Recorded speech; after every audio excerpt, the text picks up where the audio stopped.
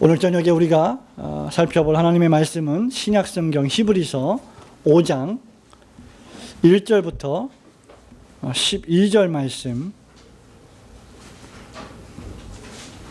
가운데 우리 1절부터 4절 말씀만 한 목소리로 봉독하도록 하겠습니다. 신약성경 356페이지 히브리서 5장 1절로 4절입니다. 시작. 대제사장마다 사람 가운데서 취한 자이므로 하나님께 속한 일에 사람을 위하여 예물과 속죄하는 제사를 드리게 하나니, 저가 무식하고 미혹한 자를 능히 용납할 수 있는 것은 자기도 연약에 쌓여 있음이니라. 이러므로 백성을 위하여 속죄제를 드림과 같이 또한 자기를 위하여 드리는 것이 마땅하니라. 이 존귀는 아무나 스스로 취하지 못하고 오직 아론과 같이 하나님의 부르심을 입은 자라야 할 것이니라. 아멘. 아멘. 우리는 계속해서 지금 그리스도의 세 가지 직분, 그리스도의 세 가지 직무에 대해서 살펴보고 있습니다.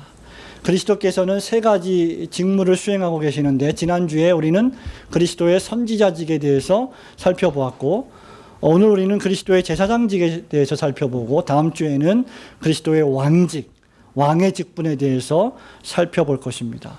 이 그리스도께서 취하시는 이 세 가지의 직분, 직무, 사역 또는 사명, 이것을 가리켜서 신학적인 용어로 그리스도의 삼중직이라고 말합니다. 구속받은 하나님의 자녀에게는 우리를 위해서 세 가지 일을 하시는 주님이 반드시 필요합니다. 지난주에 우리는 예수님의 선지자 직무에 대해서 살펴보았습니다. 왜 예수님의 선지자 직무가 우리에게 필요합니까? 저와 여러분이 죄로 말미암아 우리의 지성과 감정과 의지가 오염되고 부패되고 타락했기 때문에 그 결과 저와 여러분은 완전한 무지에 휩싸이게 되었습니다. 그래서 우리의 영혼이 어두워졌고 우리의 지성이 어두워졌기 때문에 우리는 어두움에 속한 자녀가 되었고, 우리는 어두움에 속해서 진리의 말씀을 찾을 수도 없고 주님을 찾을 수도 없고 하나님을 찾을 수도 없는 상태, 즉 비참한 상태에 빠지게 되었습니다. 그래서 우리는 신약 성경의 유명한 말씀, 너희가 듣기는 들어도 깨닫지 못하고 보기는 보아도 알지 못하는 상태가 된 것입니다. 그렇기 때문에 이디오피아 내시에게 성경 말씀을 풀어주었던 빌립처럼 누군가 여러분에게, 저와 여러분에게 하나님의 말씀을 풀어서 설명해 주는 사람이 필요한 것입니다. 그래서 구약 성경에서는 수많은 선지자들이 존재했었고, 신약 시대에 와서는 선지자 중에 선지자이신 예수 그리스도께서 선지자 직무를 수행하러 이 땅에 오신 것입니다. 자, 제사장은 어떠합니까? 범죄한 죄인이 스스로는 그 죄책과 그 죄책의 비참한 상태로부터 도무지 헤어나거나 해방될 수 없기 때문에 누군가 나의 이 비참한 상태로부터 나를 끄집어내어 주어야 합니다. 그래서 제사장이 필요한 것입니다. 왕은 어떻습니까? 그리스도께서 나와 교회의 왕이 되어서 말씀과 성령으로 나를 다스리지 않으시고 교회를 다스리시지 않는다면 죄와 부패로 말미암아 타락하고 오염된 저와 여러분이 저와 여러분의 인생의 주인이 되고 교회의 주인이 되어서 우리 마음대로 육체가 이끄는 대로 내 인생과 교회를 방임하고 방종하게 될 것이 눈에 불을 보듯 뻔하기 때문입니다. 그렇기 때문에 이스라엘 백성에게, 특히 교회에게, 하나님의 자녀에게 왕이 필요한 것은 너무나 중요한 일입니다. 사사기의 가장 위대한 주제 가운데 하나가 무엇입니까? 이스라엘에 왕이 없으므로 사람들이 각기 자기 소견에 옳은 대로 행하는 것이었습니다. 그렇기 때문에 이러한 세 가지 예수 그리스도께서 취하신 직분을 살펴보는 것은 신자의 삶뿐만 아니라 교회의 건강한 삶에 있어서도 대단히 중요합니다. 우리는 종종 이런 생각을 합니다. 목사님, 이러한 그리스도의 선지자직, 제사장직, 왕직을 따로따로 나누어서 설명하지 말고 그냥 간단하게 3분 안에 우리한테 설명해 주시면 얼마나 좋겠습니까? 아주 쉽게 이해할 수 있는 짧고 간결한 글로 우리에게 알려주십시오. 그럴 수 있으면 좋겠습니다. 그런데 여러분, 항상 짧고 간결하고 즉석에서 해먹을 수 있는 음식이 간편하고 아주 편리하고 시간이 단축되기는 하지만 우리가 늘 기억해야 할 것은 그것이 우리 건강에 항상 좋은 것은 아니라는 사실입니다. 소위 인스턴트 음식이라고 하는 것은 즉각적으로 해먹을 수 있어서 용이하고 편리하지만 그 인스턴트 음식을 계속 먹게 되면 저와 여러분의 건강은 담보하기 어려울 것입니다. 그리스도의 이 삼중직은 사실은 분리되지 않습니다. 그리고 명확히 구분되지도 않습니다. 오히려 그리스도께서 제사장이시고 선지자이시고 왕이시라고 하는 이 사실은 아주 긴밀히 하나로 연결되어 있습니다. 그분은 제사장이신 동시에 왕이시고 왕이신 동시에 선지자이시고 선지자이신 동시에 제사장으로 사역하십니다. 그분이 지상에 계셨든지 지금 천상에 계시든지 그분은 지금도 천상에서 하나님 보좌 우편에서 제사장으로 왕으로 선지자로 우리에게 사역하시고 역사하십니다. 우리가 그리스도의 선지자, 제사장, 왕의 이 사역을 살펴볼 때 유념해야 할 것은 한 중보자이신 하나님과 죄인 사이에 한 분밖에 없는 한 중보자의 사역이라는 사실을 기억해야 합니다. 그러나 우리가 이것을 구분하여 생각하는 것은 바로 예수 그리스도께서 행하신 일을 좀 더 명확하게 깨달아 알기 위함이고 그 결과 우리가 진리의 말씀을 잘 분별해서 많은 사람들을 이 구원의 복음, 십자가의 복음에 돌아오게 하는 마땅히 선생이 되기 위함입니다. 여러분 본문 5장 12절 말씀을 보십시오. 때가 오래므로 너희가 마땅히 선생이 될 터인데 너희가 다시 하나님의 말씀의 초보가 무엇인지 누구에게 가르침을 받아야 할 것이니 젖이나 먹고 단단한 식물을 못 먹을 자가 되었도다 라고 히브리서 기자가 지적을 하고 있습니다. 교회 생활을 5년, 10년, 20년, 30년 했는데 그리스도께서 어떤 사역을 하고 계시는지 그 사역의 각각의 의미가 나에게 어떤 의미가 있고 성경 말씀이 그것에 대해서 어떻게 설명하고 있는지를 여러분이 설명하고 있지 못하다면 우리는 여전히 젖이나 먹고 있는 수준의 어린아이와 같은 신앙 상태에 머물러 있을 것입니다. 그러나 사도 바울은 우리가 그 상태에 머물러 있기를 원치 않고 있습니다. 그렇기 때문에 우리는 이 그리스도의 직무를 좀 더 면밀하게 살펴봐야 합니다. 오늘 밤에 우리가 잠시 살펴볼 주제는 무엇입니까? 그리스도께서 제사장이시다라고 하는 사실입니다. 첫 번째, 제사장이라고 하는 것은 사람 가운데 선택되어서 사람을 대표하는 직분입니다. 자, 1절부터 3절 말씀을 다 함께 큰 소리로 읽도록 하겠습니다. 시작.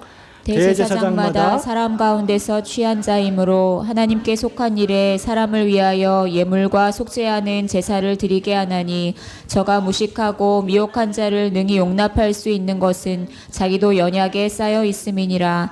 이러므로 백성을 위하여 속죄제를 드림과 같이 또한 자기를 위하여 드리는 것이 마땅하니라. 네, 그리스도의 제사장 직무를 올바로 이해하기 위해서는 구약의 제사장 직분을 살펴보아야 합니다. 자, 구약의 제사장 직분을 살펴보려면 여러분 구약 성경 어디로 가시겠습니까? 레위기로 가셔야 합니다. 그리고 그 레위기의 신약적인 해설이 바로 우리가 살펴보고 있는 히브리서 말씀입니다. 구약의 레위기와 신약의 히브리서가 그리스도의 제사장 직분에 대한 탁월한 해설서입니다. 우선 구약의 제사장은 1절 말씀에 보면 사람 가운데서 선택되는 자입니다. 그렇기 때문에 구약의 제사장은 사람이라는 것이죠. 사람이 제사장의 직분을 수행하는 것입니다. 하나님이 수행하시는 것이 아니라 사람이 수행하는 직분이어야 합니다. 또 2절과 3절에 보면 제사장이 하는 일이 있습니다. 두 가지 일인데 첫째는 무엇입니까? 예물을 하나님 앞에 바치는 일을 합니다. 1절에 보니까 그리고 속죄하는 제사를 집례합니다. 백성들이 가져온 예물들과 백성들이 가져온 모든 헌물들을 하나님 앞에 대신 봉헌하는 일을 제사장이 했고 특별히 백성들의 죄악을 속죄하는 용서해주는 그 의식을 집전하는 사람이 바로 구약의 제사장이었습니다. 그런데 구약의 제사장은 백성들의 죄악뿐만 아니라 자기 자신의 죄를 위해서도 속죄 제사를 드려야만 했습니다. 왜냐하면 2절과 3절 보니까 뭐라 그랬습니까? 자기도 연약에 쌓여 있음이니라라고 기록을 하고 있습니다.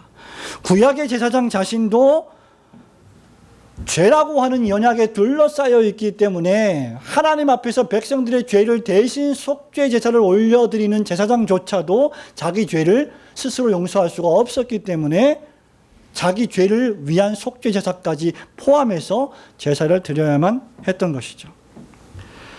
여러분, 이것은 무엇을 의미하고 있습니까? 죄인은 끊임없이 죄의 용서, 즉 속죄가 필요하다는 것을 우리에게 시사해 줍니다.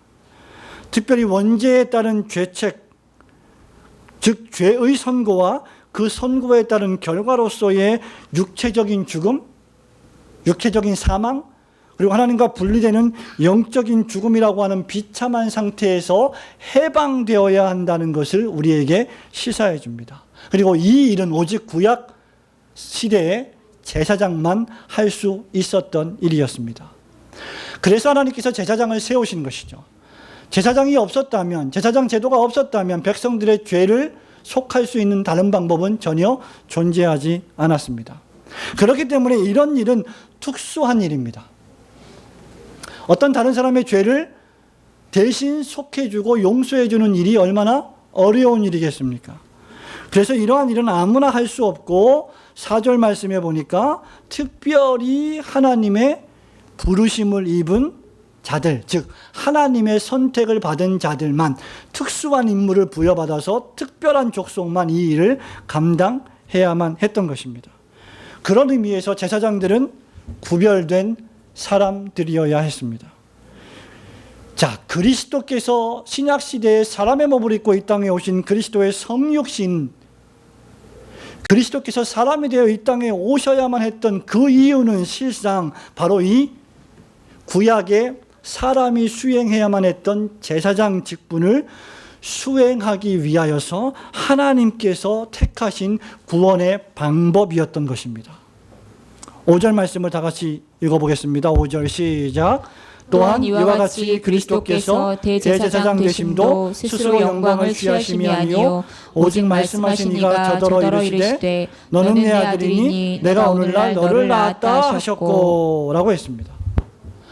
너는 내 아들이다, 내가 오늘날 너를 낳았다. 이 말의 의미는 내가 너를 제사장으로 세웠다. 내가 택한 백성들의 죄를 대신 속죄하고 용서해주는 제사장으로 세워서 제사의식을 집례하는 대표자로 내가 계약을 맺었다라는 말씀입니다. 여러분, 여기서 우리는 그리스도의 선지자 직분과 그리스도의 제사장 직분의 차이를 발견할 수 있어야 합니다. 지난주에 여러분이 말씀을 잘 들으셨다면 생각하실 것입니다. 선지자는 하나님으로부터 말씀을 받습니다. 그래서 그 말씀을 누구에게 전달합니까? 사람들에게 전달합니다. 그러나 그리스도의 제사장 직분은 어떻게 시작이 됩니까? 사람으로부터 선택되어서 사람으로부터 나와서 사람을 대표하여 하나님께로 올라가는 사역이 바로 그리스도의 제사장 사역입니다. 말하자면 하나님께 죄인들의 사정을 아뢰고 하나님 은혜와 자비를 베풀어 주십시오라고 간구하고 간청하는 직분이 바로 제사장 직분입니다.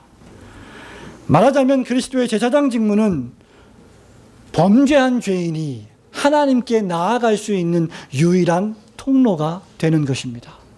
그리스도께서 제사장이 되지 아니하셨다면 저와 여러분은 결코 하나님 앞에 나아갈 수 없고 결코 오늘날 저와 여러분이 이렇게 신약시대에 예배당에 앉아서 하나님께 예배를 드릴 수도 없었고 기도를 올릴 수도 없었을 것입니다. 저와 함께 히브리서 7장 25절을 펼쳐보시기 바랍니다.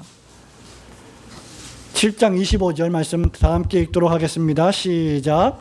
우리의 자기를 힘입어 하나님께 나아가는 자들을 온전히 구원하실 수 있으니 이는 그가 항상 살아서 저희를 위하여 간구하심이니라. 여러분, 이것이 바로 그리스도의 제사장 직무의 내용입니다.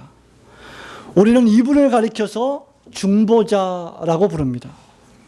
하나님과 사람 사이의 중보자는 오직 몇 분이십니까? 한 분, 예수 그리스도 뿐이십니다.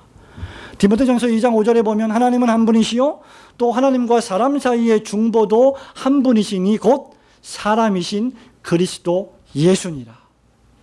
그리스도를 힘입어, 중보자 되신 그리스도를 힘입어 우리가 하나님께 나아갈 수 있는 근거가 되는 것입니다. 이런 의미에서 하나님과 죄인 사이의 중보자는 하나님과 죄인 사이를 화목케 해주실 수 있는 유일한 메시아 구세주는 한 분 예수 그리스도 뿐이십니다. 목사가 죄를 사해 줄 수 있다고 설교하는 목사는 이단입니다. 왜냐하면 목사는 결코 중보자가 될 수 없기 때문입니다. 신부가 대신 죄를 사해 줄 수 있다고 말하는 것도 역시 이단입니다. 신부는 절대로 죄를 대신 고하거나 사해 줄 수 없습니다. 왜냐하면 신부는 사제는 중보자가 아니기 때문입니다. 사랑하는 성도 여러분, 예수 그리스도께서 제사장이 되신 것은 저와 여러분이 도무지 소망이 없고 비참한 상태에 빠져 있는데 그 비참한 상태에서 해방되어 하나님께로 나아갈 수 있는 통로가 되신 사실을 마음에 새기시고 그 하나님께 감사하는 성도님들 되시기를 주님의 이름으로 축원합니다. 그리스도의 제사장 직무 두 번째는 무엇입니까? 예수 그리스도께서 공의를 만족시키시고 진노하신 하나님과 범죄한 죄인을 화목시키는 사역을 하시는 것이 바로 제사장 직무의 핵심 내용입니다. 자, 7절부터 10절 말씀을 5장 7절부터 10절 말씀을 다 함께 읽도록 하겠습니다. 시작. 그는 육체에 계실 때에 자기를 죽음에서 능히 구원하실 이에게 심한 통곡과 눈물로 간구와 소원을 올렸고 그의 경외하심을 인하여 들으심을 얻었느니라. 그가 아들이시라도 받으신 고난으로 순종함을 배워서 온전하게 되었은즉 자기를 순종하는 모든 자에게 영원한 구원의 근원이 되시고 하나님께 멜기세덱의 반차를 좇은 대제사장이라 칭하심을 받았느니라. 아멘. 여러분, 그렇다고 하면 그리스도 예수께서는 어떻게 우리의 중보자가 되셨습니까? 말씀드린 바와 같이 구약의 제사장은 예물과 속죄하는 제사를 드리는 사역을 한다고 했습니다. 레위기에 보면 범죄한 죄인의 죄를 속하려면 흠없고 점없는 아주 거룩하고 정결한 희생제물을 취하여 그 머리에 안수하고 속죄 제사를 드려야만 했습니다. 자, 왜 그래야만 했습니까? 나의 죄가, 이스라엘 민족의 죄가 흠없는 이 짐승에게, 이 동물에게 옮겨가는 의식을 상징하기 때문이죠. 레위기 1장 1절부터 4절 말씀이 바로 그것을 우리에게 시사해 주고 있습니다. 때로 속죄 제사는 개인을 위해서만 아니라 민족 전체가 범죄했을 때 드려지기도 했습니다. 모세의 형을 기억하십니까? 대제사장 아론입니다. 아론의 직분이 제사장이었습니다. 이스라엘 민족의 범죄로 말미암아 살아있는 염소에 안수하고 그 염소를 광야로 보내어서 죽게 만드는 제사의식을 레위기 16장이 기록을 하고 있습니다. 말하자면 이스라엘 민족의 공적인 죄 그리고 민족적인 죄악을 전부 다 모아서 이 염소에게 안수하고 이 염소가 대신 짊어지고 이 염소가 광야로 가서 그 죄로 말미암아 하나님의 심판과 형벌을 받는 것을 상징하는 의식이 바로 이 속죄 제사의 의식입니다. 자, 하나님께서는 왜 이러한 속죄 제사 의식을 제정하신 걸까요? 이 속죄 제사 의식을 제정하지 않으시면 하나님께서 죄인을 향한 하나님의 공의가 너무나 강렬하기 때문에 그 공의가 죄인에게 임해서 저와 여러분이 죽을 것은 너무나 확실하기 때문입니다. 누군가 나의 죄를 대신해서 죽어주지 않으면 그 자리에 내가 죽어야만 하기 때문입니다. 누군가 나를 위해서 피를 흘려주지 않으면 그 자리에서 하나님께서 나의 피를 찾으실 것이기 때문입니다. 누군가 이스라엘 백성을 위하여 피를 흘리지 않으면 이스라엘 백성 전체가 몰살할 것이기 때문에 하나님께서 속죄제사 의식을 제정하신 것입니다. 이것이 바로 죄를 향한 하나님의 공의요 심판입니다. 유독 구약 성경에 보면 범죄한 자에 대한 심판이 아주 노골적으로 명시된 것들이 많이 있습니다. 눈에는 눈, 이에는 이. 누구의 피를 흘린 자는 그의 피도 반드시 흘려야 한다. 이런 말씀들이 왜 있습니까? 하나님의 공의가 시행되기 때문입니다. 왜 이스라엘 민족의 죄, 저와 여러분의 개인적인 죄를 사하기 위해서 짐승의 피를 흘려야 합니까?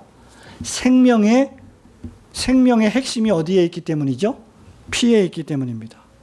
생명이 피에 있기 때문에 피가 죄를 속하는 것입니다. 이것이 하나님의 법칙입니다. 레위기 17장 11절이 그것을 우리에게 말해주고 있죠. 신약 성경에 오면 피 흘림이 없은즉 뭐가 없다고 했습니까? 죄 사함이 없다고 했습니다. 히브리서 9장 22절에 보면 율법을 쫓아 거의 모든 물건이 피로써 정결케 되나니 피 흘림이 없은즉 죄 사함이 없느니라고 했습니다. 그래서 사도 바울은 로마서 6장 23절에서 죄의 삭은 사망이다. 그리고 그 사망으로부터 구원받는 것이 하나님의 은혜다라고 말한 것입니다. 그렇다고 하면 그리스도의 제사장 직무는 실로 죄로 말미암아 사망에 빠지고 죽음에 빠져있던 영원한 지옥 심판에 빠져있던 저와 여러분을 다시 살려주시는 영생의 은혜임을 믿으시기를 축원합니다. 그런데 문제는 구약시대에는 구약시대의 희생제사는 해마다 절기마다 반복되어야만 했고 끊임없이 계속되어야만 했기 때문에 문제가 있었습니다. 여러분, 구약시대의 제사장이 몇 명입니까? 아론이 죽지 않고 영원히 계속해서 제사장 직무를 감당할 수 있었습니까? 없었습니다. 왜냐하면 그도 죄로 말미암아 죽어야 했기 때문입니다. 그래서 대제사장들과 제사장들의 숫자는 그만큼 구약시대에 엄청나게 많아야만 했습니다. 제사장이 백성들의 죄를 속죄 제사를 드리다가 죽으면 또 다른 제사장을 구별하여서 세워서 또 백성들의 죄를 속죄해야만 했습니다. 여러분, 이것이 왜 구약 성경에 기록이 되어 있습니까? 구약의 희생제사의 체계가 완전한 것이 아니다. 구약의 모든 레위기의 희생제사의 내용들은 전부 다 한 분을 지시하고 한 분을 가리키고 있는데 그것이 바로 신약시대에 오실 메시아, 세상죄를 지고 가시는 하나님의 어린 양 되신 예수 그리스도를 예표하고 있기 때문이라. 그것을 우리에게 보여주는 것이 바로 구약의 희생제사입니다. 사실상 구약의 선지자 제사장, 왕직, 이 모든 것들은 그리스도 예수의 직무를 대표하는 직분들입니다. 결국 구약의 속죄제사는 마지막 날에 멜기세덱의 반차를 쫓는 대제사장으로 오신 예수 그리스도에 의해 단번에 완성되었습니다. 예수께서 이 지상에 숨을 쉬고 호흡을 하시면서 33년 동안 살아계실 때 하신 사역이 크게 두 가지입니다. 첫 번째는 자신을 십자가에서 단번에 희생제물로 드리심으로 저와 여러분을 향한 하나님의 진노와 공의를 만족시키고 가라앉히신 것입니다. 저와 여러분이 하나님의 진노와 공의를 받아서 완전히 처참하게 죽고 지옥에서 영원히 형벌받아야 하는 상황임에도 불구하고 그리스도께서 대신 나를 위하여 십자가에서 살을 찢기고 피를 흘리셨다는 것이죠. 이것이 바로 그리스도의 속죄 사역입니다. 히브리서 9장 25절부터 28절에 보면 대제사장이 해마다 다른 것의 피로써 성소에 들어가는 것 같이 자주 자기를 드리려고 아니하실지니 그리하면 그가 세상을 창조할 때부터 자주 고난을 받았어야 할 것이로되 이제 자기를 단번에 제사로 드려 죄를 없게 하시려고 세상 끝에 나타나셨느니라. 27절 28절 같이 읽을까요? 시작. 한 번 죽는 것은 정하신 것이요 그 후에는 심판이 있으리니 이와 같이 단번에 들이신 바 되셨고 구원에 이르기 위하여 죄와 상관없이 자기를 바라는 자들에게 두 번째 나타나시리라. 아멘. 예수님께서 단번에 흘리신 피는 단 한 번 흘리신 피로 말미암아 하나님의 공의를 만족시키는 강력한 보혈이었습니다. 이 피는 해마다 반복될 필요가 없는 피였습니다. 이 피는 제사장 직분이 그래서 갈릴 필요도 없는 것이었습니다. 이 피는 오늘은 예수님의 피, 그 다음엔 또 다른 예수님의 피가 필요한 것이 아니었습니다. 한 분 예수 그리스도께서 단번에 흘리신 그 피로 말미암아 영구하게 영원히 죄가 삭죄된 그러한 보혈이었습니다. 히브리서 9장 12절에 보면 염소와 송아지의 피로 아니하고 오직 자기 피로 영원한 속죄를 이루사 단번에 성소에 들어가셨느니라 라고 했습니다. 예수님은 단번에 속죄를 이루셨고 온 세상의 죄와 그것을 향한 하나님의 심판을 자신이 친히 직접 담당하셨습니다. 예수님이 그렇게 하실 수 있었던 것은 무엇 때문입니까? 바로 그분이 전구약 성경이 예언하고 있는, 전구약 성경이 예표하고 있는 오직 한 분밖에 없는 신약 시대의 대제사장이셨기 때문입니다. 그분이 흠없고 점없는 제물이셨기 때문입니다. 구약시대의 제사장과 신약시대의 예수 그리스도의 제사장 직무가 다른 또 하나의 이유가 여기에 있습니다. 구약시대의 제사장들은 본인들 스스로가 제물이 될 수가 없었습니다. 왜? 그들은 죄인이었기 때문이죠. 그들은 부패했기 때문입니다. 그들은 더러워졌기 때문입니다. 그래서 자기 자신을 위한 짐승 제사까지도 드려야만 했습니다. 그러나 신약시대의 예수 그리스도께서는 스스로 제사장이시고 스스로 흠없고 점없는 제물이 되어서 하나님 앞에 향기로운 제사를 올리신 것입니다. 사도 베드로는 이것을 베드로전서 1장 18절과 19절에서 이렇게 말합니다. 너희가 알거니와 너희 조상의 유전한 망령된 행실에서 구속된 것은 은이나 금같이 없어질 것으로 한 것이 아니요. 그 다음 말씀, 오직 흠없고 점없는 어린 양 같은 그리스도의 보배로운 피로 한 것이니라. 아담 안에서 범죄한 자에게 찾으시는 하나님의 공의를 둘째 아담으로 오신 그리스도 예수께서 친히 담당하신 것입니다. 따라서 그리스도의 속죄 사역은 또다시 구약시대처럼 반복될 필요가 없습니다. 뿐만 아니라 로마 가톨릭처럼 성찬식을 거행하면서 그리스도를 매번 죽여서는 안 됩니다. 그리스도를 매번 죽이는 일을 로마 가톨릭 교회는 성찬식을 거행할 때마다 합니다. 로마 가톨릭 교회는 성찬식을 어떻게 이해하고 있습니까? 성도들이 먹고 마시는, 또 신부가 먹고 마시는 그 떡과 그 포도주가 실제 예수님의 몸과 살과 실제 예수님의 피로 그 순간 변화되어서 그걸 먹고 마시면 그때 성도들이 죄를 용서함 받는다고 가르칩니다. 이것을 화채설이라고 하죠. 여러분, 그것은 정확히 히브리서의 이 말씀, 단번에 속죄를 이루셨고 단번에 성소에 들어가신 예수 그리스도의 보혈의 공로를 무시하고 폐기 처분하는 아주 모욕적인 일입니다. 우리 예수 그리스도께서 제사장으로서 지상에 계실 때 하셨던 이 속죄 사역은 완전한 사역입니다. 그리고 이 속죄 사역 때문에 두 번째 사역이 시작이 됩니다. 그것이 무엇입니까? 하나님과 죄인된 여러분을 화목시키는 사역입니다. 범죄한 여러분을 향하여 하나님은 진노하십니다. 하나님은 죄를 참아보시지 않습니다. 하나님은 죄를 진노하십니다. 그렇기 때문에 범죄한 자를 하나님은 죽이십니다. 뿐만 아니라 범죄한 저와 여러분은 하나님을 찾지 않습니다. 하나님을 모욕합니다. 하나님을 미워합니다. 그렇게 완전히 벌어진 틈을 바로 예수 그리스도께서 화목해 하시는 직분으로 오신 것입니다. 이 일을 예수 그리스도는 십자가에 달려 행하신 속죄 사역을 근거로 수행하십니다. 에베소서 2장 13절과 14절에서 바울이 말합니다. 이제는 전에 멀리 있던 너희가 그리스도 예수 안에서 그리스도의 피로 가까워졌느니라. 그는 우리의 화평이신지라. 둘로 하나를 만드사 중간에 막힌 담을 허시고 원수된 것 곧 의문에 속한 계명의 율법을 자기 육체로 폐하셨으니 이는 이 둘로 자기의 안에서 한 세 사람을 지어 화평하게 하시고 또 십자가로 이 둘을 한 몸으로 하나님과 화목하게 하려 하심이라.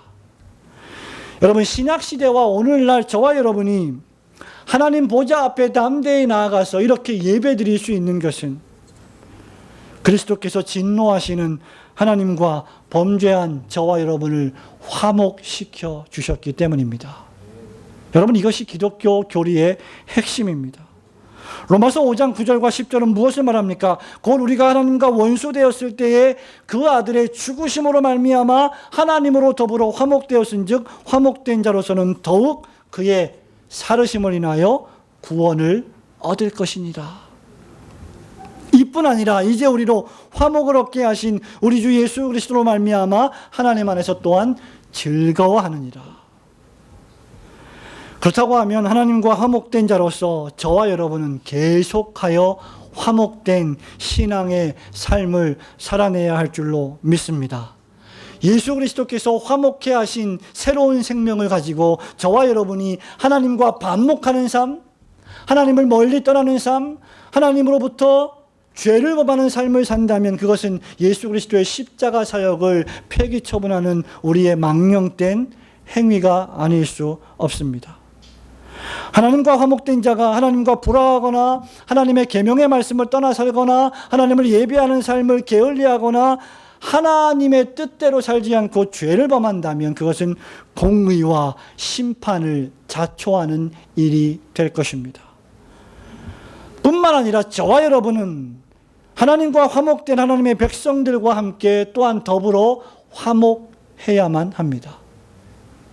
그렇기 때문에 우리가 하나님 앞에 예배하러 나올 때에 어떤 형제와 불화한 일이 있다고 하면 먼저 하나님께 나와 예물을 드리고 예배하기 전에 그 형제에게 가서 사과하고 화해하고 하나님 앞에 예배를 드려야 한다고 말씀했습니다. 왜냐하면 예수 그리스도의 제사장 사역이 화목의 사역일 뿐만 아니라 저와 여러분의 사역 역시 화목된 자로서 화목의 사역을 감당해야 할 자들이기 때문입니다. 우리를 하나님과 화목시켜 주신 은혜가 여러분의 심령에 충만하기를 소원합니다.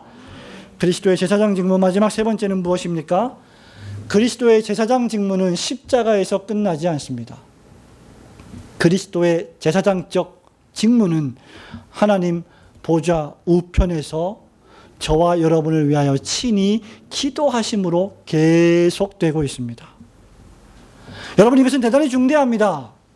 우리 기독교인들이 아주 많이 강조하는 것이 예수의 십자가입니다. 적지 않은 사람들이 예수님의 십자가에서 끝을 내고 맙니다. 우리는 예수님의 십자가에서 끝내서는 안 됩니다. 우리는 예수님의 부활을 이야기해야 합니다. 우리는 예수님께서 승천하신 것을 말해야 합니다. 그리고 우리는 예수님께서 지금 하나님 보좌 우편에 좌정하신 것을 선포해야 합니다. 우리가 마지막 날에 하나님의 나라에 입성할 우리의 시민권이 하나님의 나라에 있음을 설교해야 합니다. 뿐만 아니라 그 하나님 보좌의 우편에 좌정하신 그분이 지금 여러분 개인의 삶에 대단한 관심을 가지시고 여러분 개인을 위하여 친히 기도하고 계시다는 사실을 설교해야 합니다.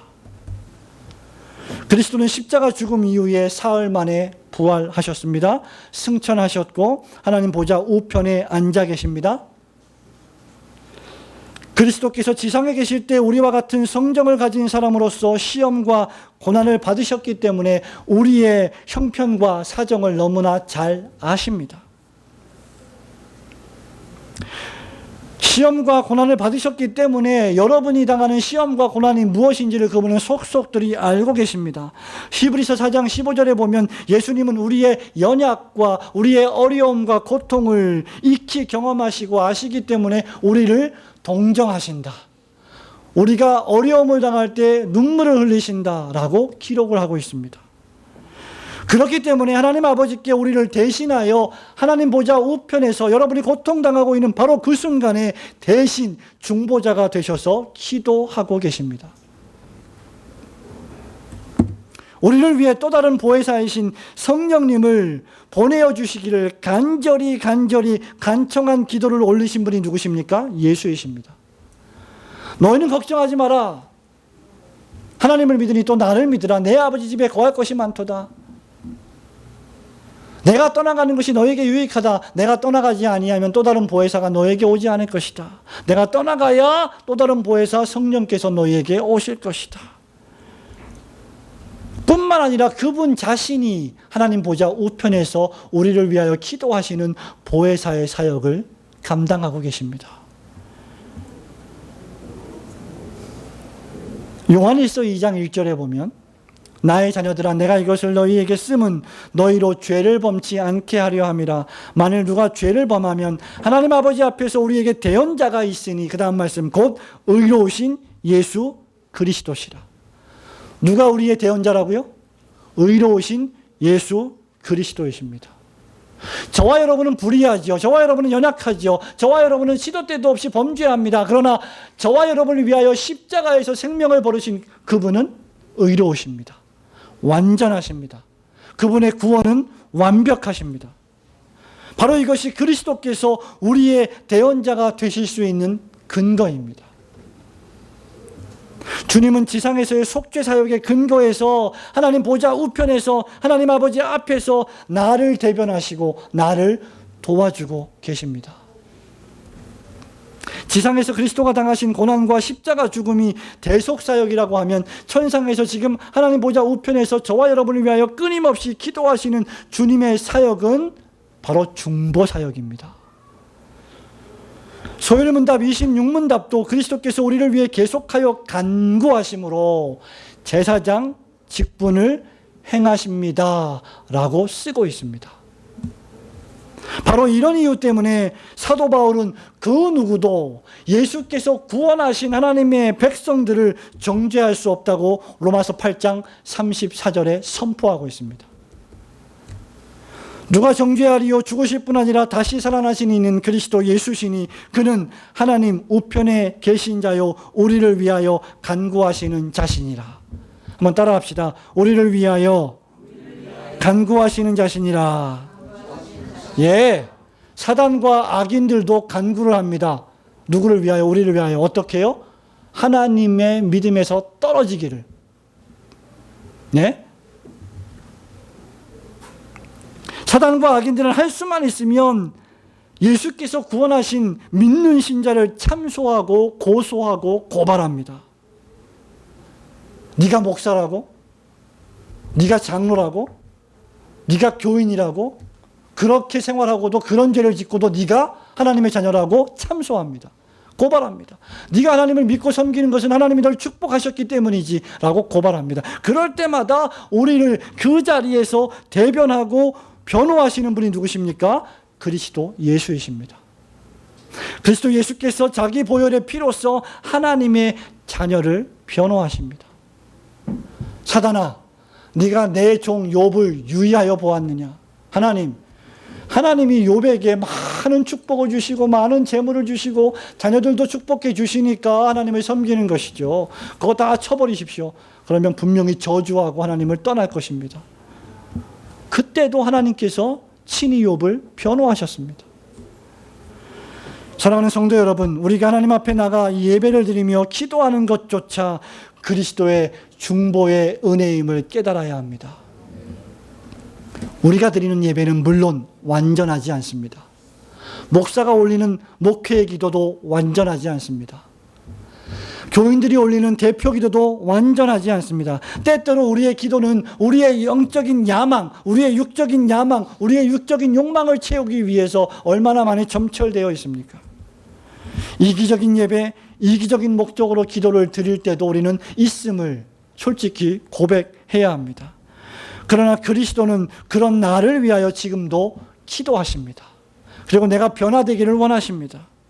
12절 말씀처럼 내가 마땅히 선생이 되기를 원하십니다. 우리의 삶과 예배와 기도가 더 거룩하고 더 높은 경지에 이르기를 소원하고 계십니다. 왜냐하면 하나님은 우리가 거룩한 제사장이 되기를 원하시기 때문입니다. 베드로전서 2장 5절에 너희도 산돌같이 신령한 집으로 세워지고 예수 그리스도로 말미암아 하나님이 기쁘게 받으실 신령한 제사를 드릴 거룩한 제사장이 될지니라. 여러분, 이것이 얼마나 놀라운 말씀입니까? 예수 그리스도께서 우리의 대제사장이신데 그 예수께서 우리에게 너희가 거룩한 제사장이 될지다. 그렇기 때문에 저와 여러분의 예배와 저와 여러분의 기도는 육신의 정욕, 안목의 정욕, 이생의 자랑 따위에 매몰되어서는 안 되는 것입니다. 우리는 육신의 정욕, 안목의 정욕, 이생의 자랑 따위를 예배해서는 안 되며 오직 참되고 사시는 한 분 하나님만 경배하며 그리스도께서 하나님 보좌 우편에서 기도하시는 그 기도를 본받아 우리도 기도해야 할 줄로 믿습니다. 요한복음 17장은 예수께서 올리신 기도 가운데 가장 거룩하고 정결한 대제사장적 기도라고 부르는 위대한 기도입니다. 15절, 16절, 17절에서 예수님은 이렇게 기도하십니다. 내가 기도하는 것은 저희를 세상에서 데려가시기를 위함이 아니요 오직 악에 빠지지 않게 보존하시기를 위함이니이다. 내가 세상에 속하지 아니함 같이 저희도 세상에 속하지 아니하였삼나이다. 저희를 진리로 거룩하게 하옵소서. 아버지의 말씀은 진리니이다. 성도 여러분, 이것이 우리의 신앙생활의 핵심이요 초점이 되어야 합니다.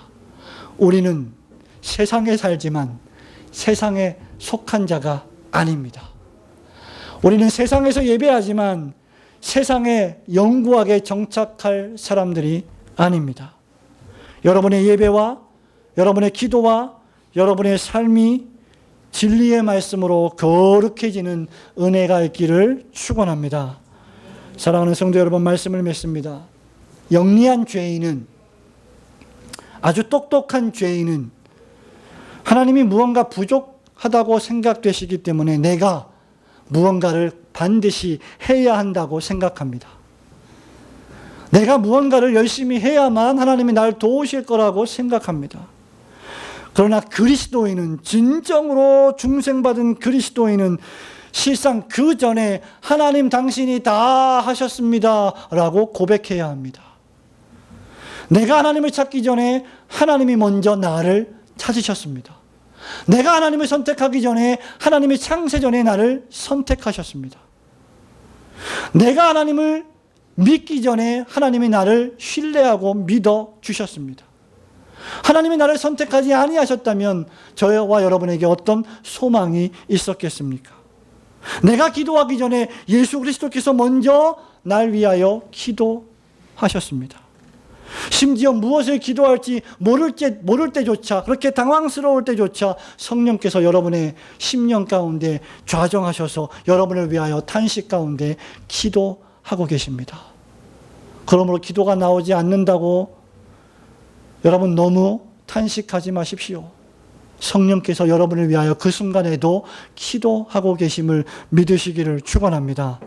우리가 일하기 전에 주님이 먼저 일하십니다. 그러므로 우리가 해야 할 일은 절대로 기도보다, 주님보다 앞서지 않는 것입니다. 우리가 할 일은 하나님의 구속의 은혜에 감격하고 감사하는 은혜의 생활일 뿐임을 우리는 믿어야만 합니다. 오늘 히브리서 5장의 이 말씀을 통하여서 그리스도의 제사장 직무를 상고한 이 말씀이 우리의 심령 가운데 깊이 새겨지기를 소원합니다. 예수 그리스도께서는 십자가에서 피를 흘리시고 살을 찢기심으로 하나님의 공의를 만족시키셨고 하나님과 죄인을 화목시키셨으며 부활 승천하여 하나님 보좌 우편에서 지금도 나를 위하여 기도하고 계십니다. 이 예수님을 굳게 붙잡으시고 어떠한 어려운 일과 고난이 온다 할지라도 이 예수님을 놓치지 않으며 이 예수님을 의지하고 사시는 올고든 교회 성도 여러분들 되시기를 주님의 이름으로 축원합니다. 아멘.